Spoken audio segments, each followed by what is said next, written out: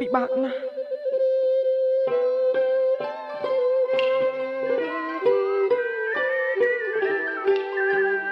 សង្គ្រាម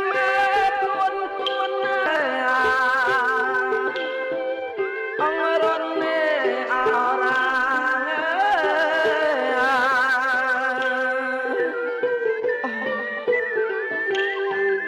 មិនស្មាន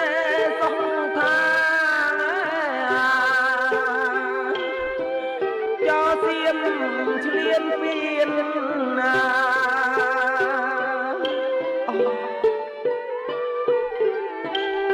សង្គ្រាមទួន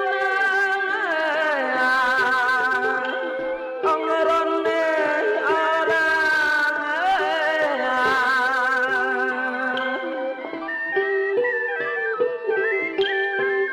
មិនស្មាន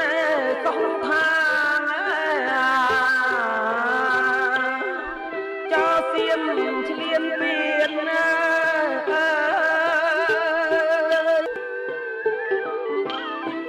បំផ្លាញស្រុកភូមិផុតស្រុកផ្សេងសាន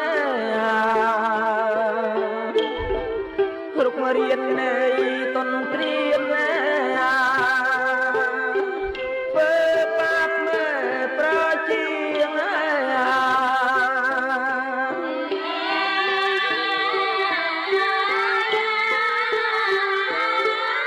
សក្កិណាអូន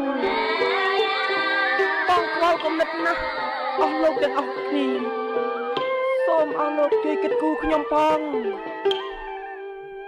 ខ្ញុំក៏ដូចនេះដែរខ្ញុំមិនដឹងជាគិតយ៉ាងណាទេលោកម្ចាស់គួរឲ្យឈឺចាប់ណាស់យើងវារលំរបបផ្ដាច់ការរបស់ស្ដេចគឺប្រាថ្នាចង់បានសេចក្តីសុខឥឡូវបានសុខកំពុងនាំគ្នាកសាងប្រទេសជាតិទៅរកត្រូវសុភមង្គលមិនទាន់បានប្រមាណផងនោះមិនគួរបើប្រជាក្រុងទិបបរិយស្រីអយុធ្យាប្រើពលសឹកមកបង្កវិនាសកម្មបង្ហូរឈាម